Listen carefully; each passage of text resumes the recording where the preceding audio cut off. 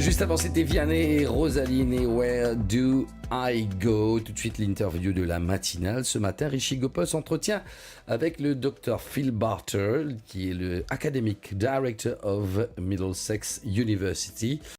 Richie, bonjour. Doctor, good morning and welcome. Good morning, Patrice. So the interview is going to be in English this morning. Good morning. Dr. Phil Barter, you are the Academic Director of Middlesex University, Mauritius. So we go straight. We know that Middlesex has only two campuses outside the United Kingdom, that is in Dubai and in Mauritius. And this year, Middlesex is celebrating 50 years in Mauritius. Now, how has the university positioned itself in the higher education segment in Mauritius and in the region? So a key concept of Middlesex University across the three campuses is that we aim to be an anchor institution for whatever region we operate in. And that's true for the campus, which is now 15 years old in Mauritius. Now, what that means is that we offer a globally recognised British education, whilst also enabling it to meet the local needs and engage within that environment. We offer an application to graduation journey for our students, both local and international, and we guide them through that process. And that's all part of being that anchor institution where we make sure we offer accessibility to education for all, at a price of course, but it's in line with our core values that exist across all three campuses.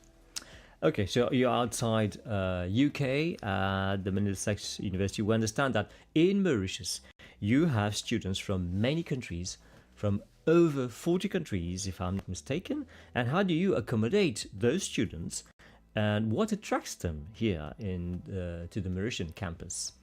So for sure, I think we've actually got 42. Sorry to correct you on your stats there, but we offer that an experience. Okay, I think it's unparalleled on the island in terms of our campus. We're just adding to it with 1,600 square footage of area, brand new building that will launch in September with multi-million investment through for it. So it's an experience at the campus that most students, when they come, they get that wow factor. But as I said, we're in line with the government agenda of becoming a study destination, and part of that is offering that base, that institutional recognition that this is quality, this is a British quality degree. We are enabled to offer that state-of-the-art, something they might not get from their home country, which is mostly for international, they're coming from all around the African region.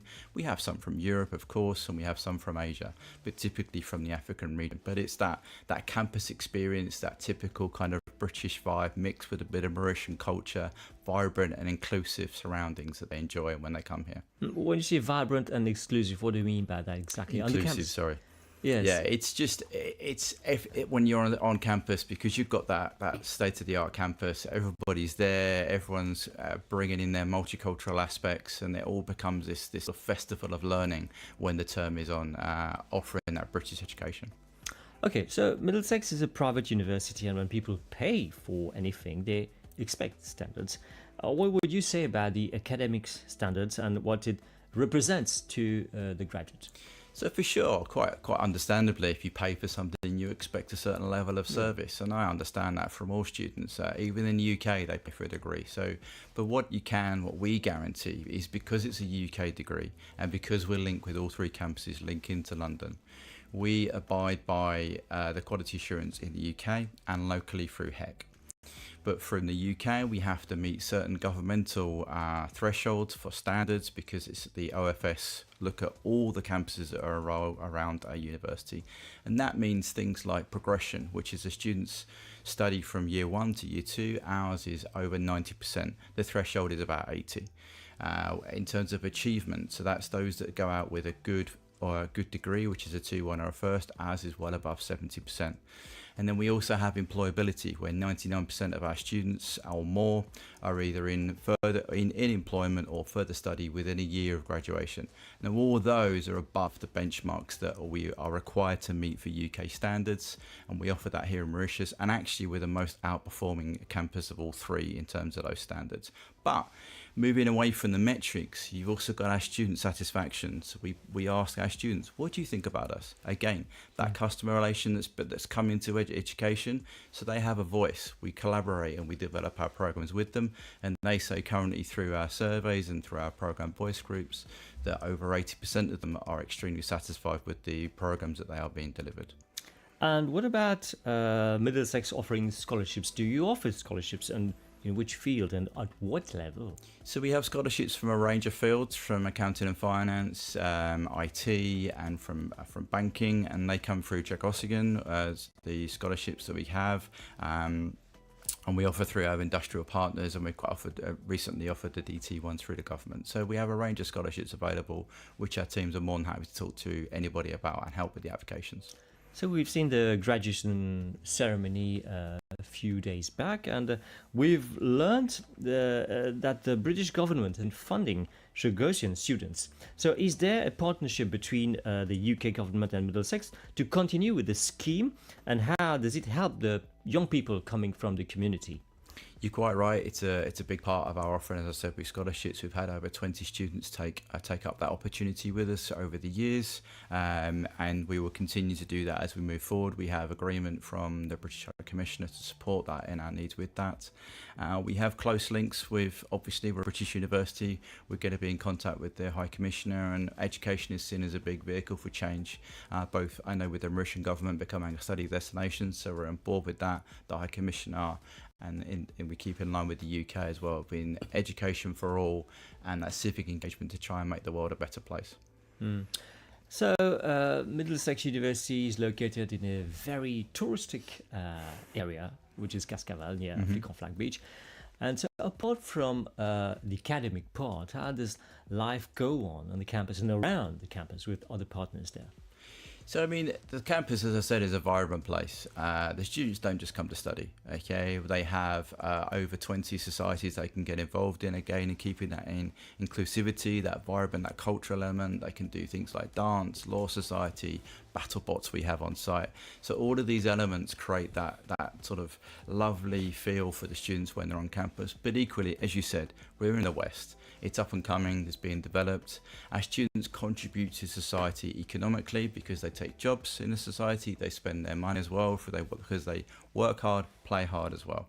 So, and as you quite rightly said, it's near the beach, so they enjoy that as well.